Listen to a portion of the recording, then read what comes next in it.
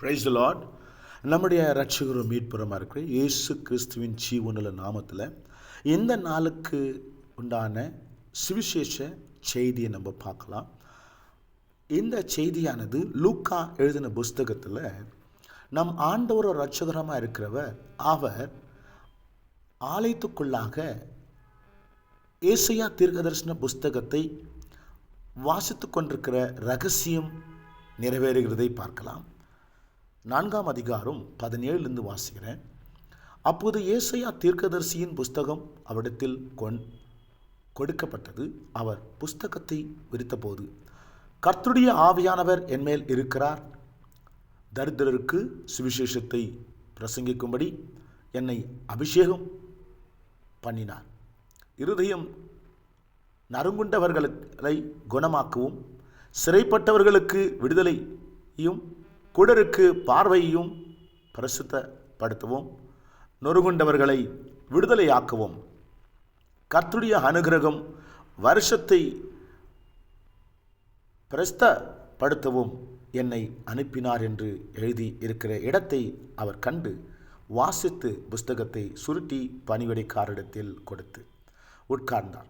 ஜெப ஆலயத்திலுள்ள எல்லாருடைய கண்களும் அவர் மேல் நோக்கமாக இருந்தது. அப்போது அவர் அவர்களோடு பேசத் தொடங்கி, உங்கள் காதுகள் கேட்க இந்த வேத வாக்கியம் இன்றைய தினம் நிறைவேறிற்று என்றார். என் தேவ பிள்ளைகளே, அவர் சொன்ன வார்த்தை, இந்த சுவிசேஷமான வார்த்தை, அன்றைக்கு அவர் நிறைவேற்றி கொண்டிருக்கிற வார்த்தை. அவர் சொன்ன காரியம் 18ஆம் வசனத்தில், கர்த்தருடைய ஆவியானவர் என் மேல் இருக்கிறார் என்றார். பிறகு இந்த சுவிசேஷத்தை தரித்திரருக்கு போதிக்கவும், பிரசங்கிக்கவும், குருடர்களுக்கு பார்வை கொடுக்கவும், செவிடர்களுக்கு கேட்கச் செய்வோம், குணமாக்குவோம், எல்லா காரியங்களுக்கும் தேவ ஆவியானவர் அவரோடு கூட இருக்கிறது தான். இதை சொல்லி கொண்டிருந்த, இதை வாசித்து முடித்த பிறகு அவர்களுடைய கோபமாக ஜனங்கள் அவரை பார்க்கிறார்கள். இவர் யோசேப்பின் குமாரன் அல்லவா என்று பார்த்து முறுமுறுத்து இருக்கும்போது, அப்போது இயேசு சொல்லுகிறார், அவர் அவர்களை நோக்கி, வைத்தியனே, உன்னைத்தானே குணமாக்கிக்கொள் என்கிற பழமொழியை சொல்லி நாங்கள் கேள்விப்பட்டபடி கப்பர்நகூமில் உன்னால் செய்யப்பட்ட கிரியைகள் எவைகளோ அவைகளை உன் ஊராகிய இவ்விடத்திலும் செய் என்று நீங்கள் என்னுடன் சொல்வீர்கள் என்பது நிச்சயம் என்று அவரே சொல்லுகிறார். என் தேவ பிள்ளைகளே, ஏன் அவர் அப்படி சொல்லுகிறார் என்றால், அநேக இடத்துல அற்புதங்களும் அடையாளங்களும் ஆனது, அங்கு ஏற்றுக்கொண்டார்கள். ஆனால் அவர் வளர்ந்த ஊரிலே, நாசரத்திலே ஜனங்க இயேசுவை ஏற்றுக்கொள்ளவில்லை. அப்படி ஏற்றுக்கொள்ளாத பட்சத்தில் அவர் சொல்லுகிறார், தேவ ஆவியானவர், கர்த்தருடைய ஆவியானவர் என்னோடு கூட இருக்கிறார் என்று சொல்லுகிறதை அவர்கள் நம்பலை. இப்பொழுது இந்த மாதிரி காரியங்கள் இன்றைக்கு நிறைவேறி கொண்டிருக்கிறது என்று சொல்லும்போது நம்பலை. அப்போது அவர் சொல்லுகிறார், அவங்க இருதயத்தை அறிந்திருக்கிறார். அவர் சொல்லுகிற ஒரு காரியம் என்னவென்றால், என்ன நோக்கத்தோட இந்த வார்த்தை என்றால், உன்னை நீயே பெருமைப்படுத்திக் கொள்ளுவாய் என்று சொல்லுகிறது போல அவங்க இருதயத்தில் நினைக்கிறதுனால கர்த்தர் இப்படி சொல்லுகிறார், உன்னை நீயே, வைத்தியனே, உன்னை சுகப்படுத்திக்கொள் என்று.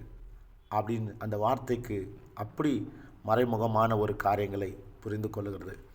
என் தேவ பிள்ளைகளே, இயேசு பாருங்க, மறுபடியும் 2 காரியத்தை சொல்லுகிறார். இதை கேட்டுக்கொண்டிருக்கிற சபையிலிருந்து யார் ஒருவர் கேட்டுக்கொண்டிருக்கார்களோ அவர்களுக்கு என்ன பாக்கியம் என்றால், எலியாவின் காலத்தில் அந்த சாரிபாத்து ஊரில் அநேக விதவைகள் இருந்தாங்களாம்.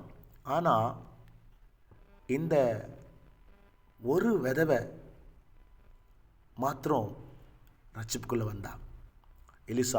எலியா தீர்க்கதரிசி அங்கே கொண்டு போய் அந்த வீட்டுக்கு மரண சூழ்நிலை இருக்கும்போது அந்த குடும்பத்துக்கு, தன் மகனுக்கும் இந்த 3 வருஷம் பஞ்ச காலத்தில் ரட்சிப்பை கொடுத்தது.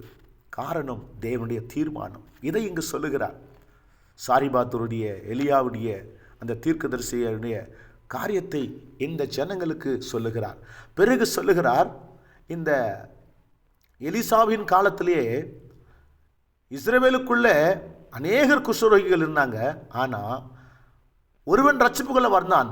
யார் என்றால் இஸ்ரவேல் ஜனங்கள்ல, அந்த சீரியா தேசத்தானாகிய நாகமான் அல்லாமல் அவர்களில் ஒருவரும் ரட்சிப்புக்குள்ள வரல. இதை ஏன் சொல்றார் என்றால், இந்த ஜனங்க ஏற்றுக்கொள்ளல. ஆனா அந்த சீரியா ஜனங்க, அவன் அந்நிய மனுஷன், அவன் ஏற்றுக்கொள்ளுகிறான். அவனுக்கு ரட்சிப்பு வந்தது. எத்தனையோ விதவைமார்கள் இருந்தாங்க. ஆனால் இந்த சாரிபாத்து ஊரில் இருக்கிற அந்த விதவைக்கு ரட்சிப்பு வந்தது. யார் ஒருவர் தாகத்தோட வாஞ்சியோட அவருடைய சுவிசேஷ வார்த்தைகளை ஏற்றுக்கொள்கிறீர்களோ, உங்கள் இடத்துல, உங்கள் குடும்பத்தில், உங்கள் வீட்டாருக்குள்ள சத்தியத்தை தியானிக்கும் போது யார் ஒருவர் ஏற்றுக்கொள்கிறீர்களோ, கர்த்தருடைய ஆவி ஆனவர் யார் மேலே இருக்கிறார்களோ உங்களை கொண்டு அற்புதம் செய்ய வல்லவராக இருக்கார். என் தேவ பிள்ளைகளே, அன்றைக்கு குமாரனுக்குள் இருந்த அதே கர்த்தருடைய ஆவியானவர் இன்றைக்கு யார் அவர் ஒருவரை சொந்த இரட்சகராக ஏற்றுக்கொள்கிறீர்களோ, அவருடைய வார்த்தையை விசுவாசிக்கிறீர்களோ, உங்களுக்குள்ளும் கர்த்தருடைய ஆவியானவர் வந்தால் உங்கள் வீட்டில் செழிப்பும் ஆசீர்வாதமும் மகிழ்ச்சியும் களிப்பும் உண்டாகும். உங்கள் நிமித்தமாக அநேக குடும்பங்கள் ரட்சிப்புக்குள்ள வரும். இந்த சுவிசேஷ வார்த்தை நாம மற்றவங்களுக்கு சொல்லக்கூடியது நமக்கு அது கடனாக இருக்கிறது. ரட்சிப்பை பெற்றுக்கொள்ளுங்க. சுவிசேஷத்தை யாருக்காவது சொல்லுங்க. அவர்கள் கர்த்தருடைய வழியில் நடத்துங்க. கர்த்தர் இன்றைக்கு உன் வீட்டுக்கு, உன் குடும்பத்துக்கு ரட்சிப்பு வந்தது. கர்த்தர் உங்களை ஆசீர்வதிப்பாராக. God bless you.